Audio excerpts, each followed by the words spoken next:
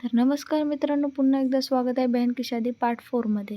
तर आज आली होती नेल आर्टवाली ताई आणि आजच तो दिवस होता की माझ्या बहिणीच्या नेलवर आर्ट होणार होता.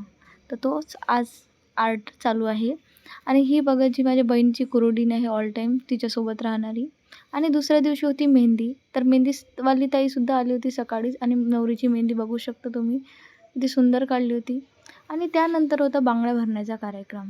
तर बांगड्या भरणं चालू झाल्या होत्या नवरीच्या आणि ही शुभ कार्याची सुरुवात नवरीपासूनच होते. तर तुम्ही बघू शकता आमची नवरी आणि तिचा हिरवा चुडा किती सुंदर दिसत आहे तर.